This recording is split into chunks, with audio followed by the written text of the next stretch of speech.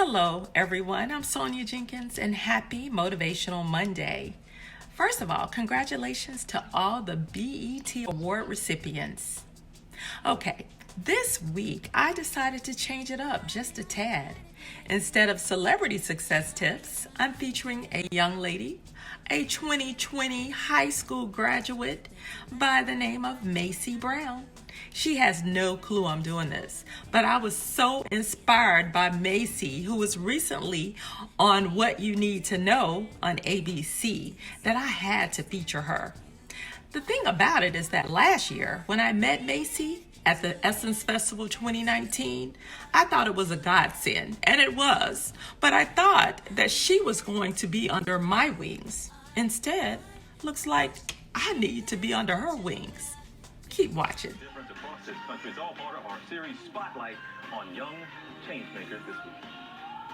My name is Calvin White. My name is MAISIE Brown. I am Taylor Turner. My name is Timothy Young. I'm also a youth organizer. And seeing the video of George Floyd being publicly lynched, it really just solidified how urgent the race issue in America is, how much we're not in a post-racial society like we thought we were with the election of President Obama, and how much more work needs to be done. It felt more so as how many times am I going to watch a video and not do it? And we were all kind of outraged and looking for Mississippi to finally be on the map with this fight. So we started this Monday night, and by Saturday morning, we had 5,000 people out packing the city of Jackson. Seeing the look on people's faces as they were there, and seeing those tears rolling down people's eyes during the 8 minutes and 46 seconds of silence. The outpouring of people messaging us and calling us, saying how inspired they were for change after the demonstration, it made all of those late nights worth it. What BLM means to not only me, but other Black Mississippians,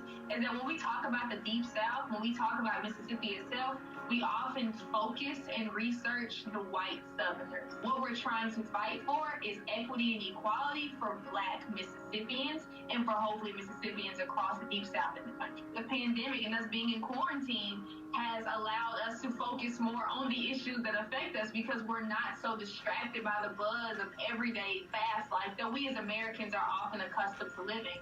So when we talk about fighting for equal rights, when we talk about fighting for freedom, when we talk about seeing each other as human beings, what does that even look like? And in a country where people were seen as property, how is that formed? And what do we have to do to make that possible? The freedom that we're fighting for is something that we may not see today. It's something that we may not see next year. But we know that it's possible. We know that what we're doing is not in vain. And we understand that we, the people who are oppressed, cannot be the ones who fix it. It is not the Black man or woman's burden to fix a system they did not break. If you break something, you pick it up. If you waste something on the ground, you wipe it up. And if you create oppression within America, you can create the policies to fix that. So too often, we're putting the pressure on us as African Americans to prove that we are human beings. We make equal rights something that's debatable. As Americans, I just think we have too many options, and we think that debate is always necessary. Some things are right, and some things are wrong. When we look to the video of George Floyd, we saw an open debate about, was that murder? We saw an open debate of, was that a lynching? And we saw a debate of, is race an issue within America in 2020?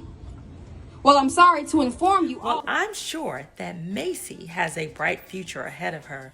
Thank you, MAISIE, for being such a great example and for already making a mark as a high school graduate of the class of 2020. I'd also like to say congratulations to two more of my girls, high school grads, Kyleigh Campbell of Knoxville, Tennessee, and Mikayla Jones of Memphis, Tennessee. You go, girls. I'd also like to give congrats to my cousins, college grads, Kelii Ash and Marcella Whitehead. Remember, ladies, you can do whatever you set your mind to.